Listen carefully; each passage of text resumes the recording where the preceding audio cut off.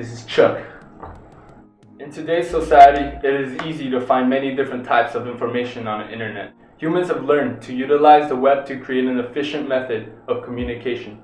Not only are people able to obtain information from different sources, they are able to share it with other internet users as well. Thanks to net neutrality, people have access to all websites all over the world.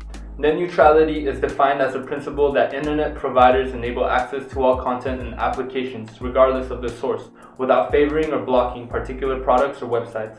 This means that the government cannot regulate the internet, thus allowing the preservation of freedom of speech. Unfortunately, some countries restrict access to the internet by blocking the IP or internet provider. Governments and greedy corporations facilitate such restrictions to gain power and money. In order to establish net neutrality, the law must invoke a treaty between the government/corporations and the citizens. Hello, my name is Christian and I will be talking about the ill. So what is the ill? Not every country is allowed to use the internet due to corrupt governments, which restricts sharing their views to the world. One example is Venezuela. In an article by Chris Burns dated February 22nd, called "The Venezuela Government Shuts Down the Internet in Wake of Protests," he talks about how a lot of people are protesting because the government is violating their freedom. With that, the government has a right to restrict internet to people in Venezuela, and it does not allow the people to speak their mind to anyone outside the country because social media websites such as Facebook and Twitter are blocked.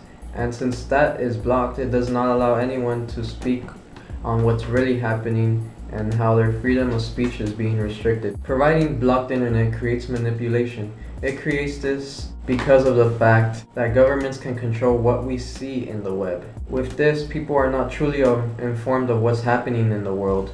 Countries such as North Korea actually do this also. They restrict what they actually see, and with that, it does not allow them to see the full spectrum of what's really going on in the world. On the contrary, first world countries such as the US have companies such as Netflix that provide their service but at a cost to the internet provider. Companies such as Time Warner or Comcast actually has a contract that restricts their internet streaming speeds so that when a consumer who actually decides to subscribe to the service and watch Netflix will actually not experience the full experience as other providers provide. This is because with Comcast and Time Warner, the internet speed to actually watch Netflix is actually slowed down, and because of that, it does not create optimal viewing experience to everyone. Thank you. I'm Narciso and I'll be doing the blame. Countries and companies are both to blame because they restrict certain types of websites or services from the customers and citizens. Some countries believe that placing restrictions on the internet will keep their citizens from rebelling against the government. One example of this is in China, where they have software that allows them to dictate which websites can be accessed and would give government warnings if words such as freedom and democracy are searched. Net neutrality has also died off in America as well because of companies wanting to reduce the speeds of the internet they provide. A good example of it is in the deal that was constructed between Netflix and Comcast. Comcast felt that Netflix was to blame for a lot of the data being used because it accounted for 33% of downstream traffic used in the evening. By striking a deal, it showed that internet providers have gained a lot of power and will continue asking for payments of content providers for the services. Hello, my name is Tobi and I'm speaking about the cure.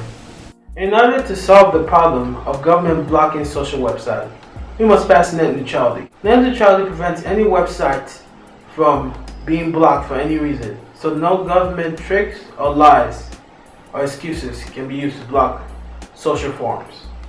This is a big boost to freedom of speech because people can post all types of complaints on a public social forum and the government will have to listen, because they can no longer just ignore the people through blocking.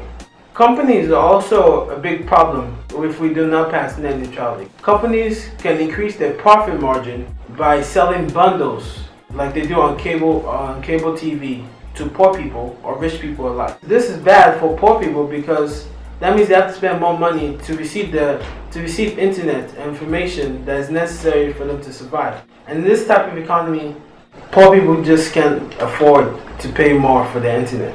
Sterling, a librarian, wrote in Wired News that libraries will be affected by us not passing net neutrality because educational materials will be streamed slower, which means people would learn slower. It will take longer. What would normally have taken 3 minutes would take like hours. We'll be going back to dial-up. Also, companies like Time Warner Cable have conflicting interests with websites like Netflix, which means Time Warner Cable would probably make it more expensive for Netflix website to run on their IP drive, which means the Netflix customers would have to pay more. And if the Netflix customers can no longer afford to pay Netflix daily monthly fees, they will go to Time Warner Cable, and Time Warner Cable will get richer. And I, for one, do not like seeing such unfair business tactics. And this is why net neutrality should be passed.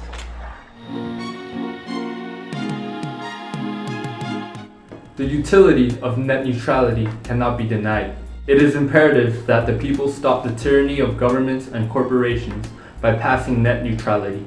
With it, greedy corporations and power-hungry governments will not be able to control the content of the web or make any kind of excessive profit. The establishment of net neutrality enables the common people to share information globally without restrictions. A treaty must be made to protect the vast array of information supplied by the people and to limit the control and power of governments and corporations. Thank you.